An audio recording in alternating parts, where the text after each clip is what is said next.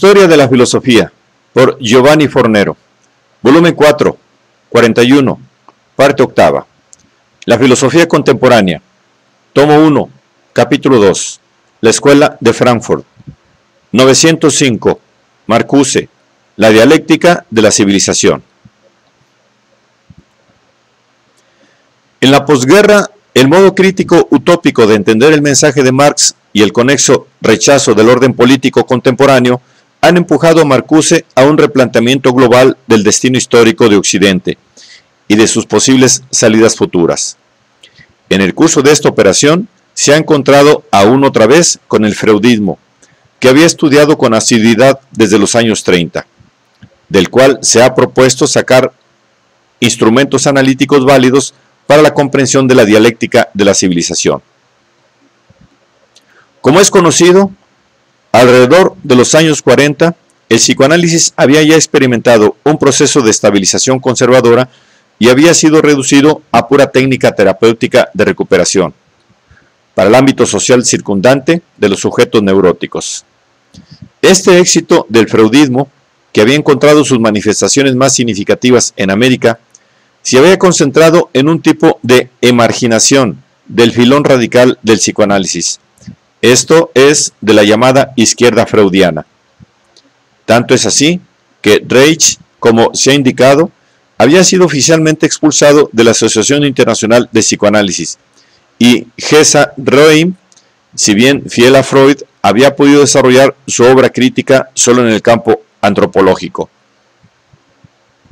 La tendencia conservadora del psicoanálisis, tanto a nivel teórico como político, había favorecido el nacimiento de un movimiento revisionista neofreudiano, representado sobre todo por Fromm, en abierta ruptura con la ortodoxia psicoanalítica. En este cuadro, la obra marcusiana puede ser considerada como una tentativa de releer a Freud desde izquierda, sin, por ello, situarse tras la estela de los revisionistas acusados de cobardía intelectual y de moderantismo político, por haber abandonado las verdades más explosivas y potencialmente revolucionarias de la psicología de lo profundo, empezando por el papel vacilar de la sexualidad en la psique humana. En otras palabras, a los revisionistas se les había escapado el hecho de que las exigencias libídicas empujan el progreso hacia la libertad y la satisfacción universal de las necesidades humanas. Inversamente, al debilitamiento de la concepción psicoanalítica y particularmente de la teoría de la sexualidad, no puede sino llevar a un debilitamiento de la crítica sociológica y a una reducción de la sustancia social del psicoanálisis, eros y civilización.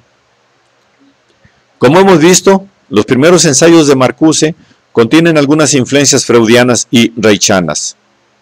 Tanto es así que para la crítica del hedonismo, Marcuse individualiza en la represión sexual uno de los ejes de la organización autoritaria y clasista de la sociedad, divisando en la libre excarcelación del eros una fuerza potencialmente subversiva del orden económico-político existente.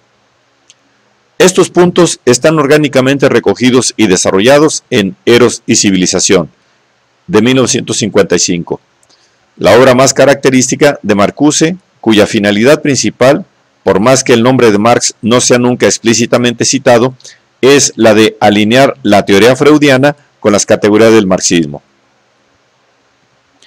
El método seguido por Marcuse en esta operación es muy parecido al seguido por Hegel, puesto que consiste en el análisis de algunos conceptos guía de Freud, con el fin de demostrar cómo de ellos se puede llegar a conclusiones revolucionarias, antitéticas a las conservadoras del padre del psicoanálisis. En otras palabras, corrigiendo a Freud con Hegel y con Marx, Marcuse extrae el núcleo dialéctico implícito en su pensamiento y obtiene de sus mismas conclusiones lo contrario de lo que ahí aparece. Marcuse pone a Freud contra Freud, y de la contradicción consigue extraer el revés del pensamiento enunciado por el mismo Freud, como propia unívoca conclusión. Él, así, paradójicamente, extrae de Freud precisamente lo opuesto de lo que éste explícitamente sostiene. Esto es, que es posible una sociedad no represiva en la cual pueda afirmarse verdaderamente la felicidad del eros liberado. Todo esto presupone, obviamente, que el psicoanálisis no sea solamente o principalmente un instrumento psicológico terapéutico, sino que sea, o pueda ser, una doctrina general, filosóficamente y sociológicamente relevante. El punto de partida de Eros y Civilización, que evidencia la predilección marcusiana por el Freud filósofo antes que por el Freud terapeuta, reside en la tesis según la cual la sociedad se habría desarrollado gracias a la represión de los impulsos del instinto, en particular del principio de placer, que representa un núcleo fundamental del individuo. Principio que el consorcio humano, para aumentar la productividad y para mantener el orden, habría tenido que sacrificar el opuesto principio de realidad. De acuerdo con Freud, en percibir en la represión el precio de la civilización y en la neurosis su inevitable malestar, Marcuse se diferencia de él en considerar que no es la civilización en cuanto tal quien es represiva, sino solo aquel tipo particular de civilización que es la sociedad autoritaria y de clases que conocemos. Contestando la equiparación freudiana de civilización y represión, nuestro autor sostiene que el error de Freud consiste en no haber distinguido entre una remoción de base, es decir, entre una dosis mínima de control de los instintos, indispensables en la vida comunitaria, y un surplus de remoción solicitado por la particular forma histórica de civilización que se ha delineado en Occidente. En otras palabras, si bien admitiendo la distinción freudiana entre el principio del placer y el principio de realidad, y un cierto grado de sumisión del primero al segundo, Marcuse, historizando el principio de realidad, afirma que éste, en nuestra cultura, se ha concretado en una represión adicional que va más allá de las necesidades de supervivencia de un grupo humano, siendo funcional a las exigencias de un sistema filosófico, de un sistema económico-político dominado por aquello que él llama el principio de prestación, o sea, la casi total y eficientística utilización de las energías psicofísicas del individuo para propósitos productivos y laborables, en detrimento de toda demanda subjetiva de felicidad y de placer. Tal principio de prestación, variante contingente y alienante del principio de realidad, no implicaría solamente una represión de la sexualidad en general, sino también una diserotización del cuerpo humano, con toda la ventaja para la tiranía genital. En otras palabras, según Marcuse, el principio de prestación se acompaña de una genitilización monogámica de la sexualidad, entendida como función procreadora que excluye cualquier libre juego del eros y cualquier uso de las zonas erógenas no genitales. En consecuencia, advierte Marcuse, el fin de la vida, más que ser el de gozar y hacer gozar nuestro estar en el mundo, a título de libres objetos libídicos, se han convertido históricamente en el trabajo y el cansancio que los individuos han acabado por aceptar como algo natural, o como el justo castigo por alguna culpa cometida, introyectando así la represión según el principio de la llamada autorrepresión del individuo reprimido. Sin embargo, la civilización de la prestación, según Marcuse, no ha conseguido acallar completamente el impulso primordial hacia el placer, cuya memoria está conservada en el inconsciente y en sus fantasías. La fantasía tiene una función de importancia decisiva en la estructura psíquica total. Ella conecta las capas más profundas del inconsciente con los productos más altos de la conciencia, arte, el sueño con la realidad.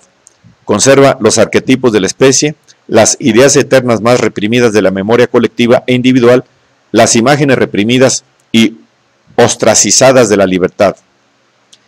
El retorno de lo reprimido, según Marcuse, ha encontrado una de sus formas características en el arte, que ha evidenciado desde siempre el deseo humano de libertad y personifica las instancias de una creatividad no alienada. En cambio, las categorías por las que la filosofía ha comprendido la existencia humana han conservado la conexión entre razón y represión, puesto que todo aquel que pertenece a la esfera de los sentidos, del placer, de los impulsos, ha significado para ella algo que está en antagonismo con la razón, algo para ser subyugado y frenado. Esto no quita que la protesta contra la represión haya podido encontrar también entre los filósofos, exponentes de relieve. Por ejemplo, en la crítica de Nietzsche, el racionalismo occidental y en su propuesta de una aceptación alegre del ser y de su destino que retorna, Marcuse ve una actitud erótica hacia la vida. La eternidad, desde hace tiempo, el último consuelo de una existencia alienada, había sido reducida a un instrumento de represión desde que había sido relegada a un mundo trascendente, recompensa irreal para sufrimientos irreales. Aquí, en cambio, se reclama la eternidad sobre esta bella tierra, como eterno retorno a sus hijos, del lirio y de la rosa, del sol sobre las montañas y sobre los lagos, del amante y de la amada, del miedo por su vida, del dolor y de la felicidad. También en Schiller y en su doctrina de la educación estética, Marcuse ve una forma de erotismo estético y lúdico antitético a la lógica represiva de la civilización occidental. Por lo que se refiere a la dimensión del arte y del mito, las figuras en las cuales Marcuse individualiza la encarnación máxima de lo estético son Orfeo y Narciso. En efecto, mientras Prometeo es el héroe cultural de Occidente, en cuanto a símbolo de la ingeniosidad productiva, Orfeo es la voz que no manda, pero canta, y que instituye en el mundo un orden más alto, un orden sin represión. Análogamente, la vida de Narciso, embelesado contemplando su propio cuerpo, es una vida de belleza y de existencia. Es una vida de belleza y su existencia es contemplación. Ambos expresan el lamento de la naturaleza reprimida y la rebelión simbólica contra la lógica del trabajo que ha caracterizado la larga noche de la civilización. Dando por sentado que el ideal de la historia es conseguir 1. Que los cuerpos de los hombres puedan volver a ser órganos de placer y no de fatiga, a través de una resexualización total del sujeto y de sus zonas erógenas, superando una sexualidad perversa políforma y que implica la transfiguración del sexo en eros. 2. Que la existencia sea vivida como juego, es decir, como una actividad libre y creativa, antitética del trabajo alienado. 3. Que Eros, el conjunto de las fuerzas del amor, se imponga sobre Thanatos, el conjunto de las fuerzas de la destrucción y de la muerte. No queda más que preguntarse si existen posibilidades reales aptas para preparar la llegada a una civilización no represiva, capaz de conciliar historia y naturaleza, sociedad y felicidad. A este interrogante, Eros y civilización responde positivamente. Marcuse considera, en efecto, que el principio de prestación ha creado las precondiciones históricas para su propia abolición dialéctica. Esto se debe sustancialmente al hecho de que el desarrollo tecnológico y la automatización de los procesos productivos han puesto las premisas objetivas para una posible disminución radical de la cantidad de energía del instinto invertido en el trabajo, y por lo tanto para una reducción vertiginosa de la jornada laboral, en beneficio del Eros y de una eventual transformación del trabajo en juego. En una civilización humana genuina, la existencia humana será más juego que fatiga, y el hombre vivirá más en un estado de libertad expansiva que bajo las limitaciones de las necesidades. En conclusión, la utopía de Marcuse quiere ser, en sustancia, el deseo de un paraíso recreado basado en las conquistas de la civilización. Utopía que, aun siendo técnicamente posible, requiere, para encontrar lugar en la realidad, una voluntad revolucionaria, que por el momento falta, a causa del perdurar de una civilización del dominio manejada por fuerzas interesadas en el mantenimiento de formas represivas de existencia asociada. Que Eros y civilización se mueve en una atmósfera optimista es un hecho. Sin embargo, ya en 2 ensayos de 1957, Marcuse empieza a mostrarse menos convencido respecto a las posibilidades objetivas de una liberación. A continuación, en la Prefazione Politica, 1966, Marcuse escribirá: Eros y civilización, con un título quería expresar una idea optimista, eufemista, más bien concreta, la convicción de que los resultados alcanzados por las sociedades industriales avanzadas podrían permitir al hombre invertir el sentido de la marcha de la evolución histórica, romper el nexo total entre productividad y destrucción, libertad y represión. Podrían, en otras palabras, poner al hombre en condiciones de aprender la ciencia feliz, Gaia Ciencia, esto es, el arte de utilizar la riqueza social para modelar el mundo del hombre según sus instintos de vida, a través de una lucha concertada contra los agentes de muerte. Esta visión optimista se basaba en la hipótesis de que no predominasen más los motivos que en el pasado han convertido en aceptable el dominio del hombre sobre el hombre, de que la penuria y la necesidad del trabajo como fatiga ahora ya se mantuvieran en existencia artificialmente, el objeto de preservar el sistema de dominio. Entonces, había descuidado o minimizado el hecho de que estos motivos ya en vía de extinción han sido notablemente reforzados, si no sustituidos por formas más eficaces de control social. Precisamente las fuerzas que han puesto a la sociedad en condiciones de resolver la lucha por la existencia han servido para reprimir en los individuos la necesidad de liberarse. Allá donde el alto nivel de vida no sirve para reconciliarse a las gentes con su propia vida y con sus propios gobernantes, la manipulación social de las almas y la ciencia de las relaciones humanas proporcionan la necesaria catexis de la libido. También la relación con Freud y con el modelo psicoanalítico se ha vuelto progresivamente más problemática. Signo, sobre todo, del incipiente paso de una antropología de la liberación a una antropología del dominio.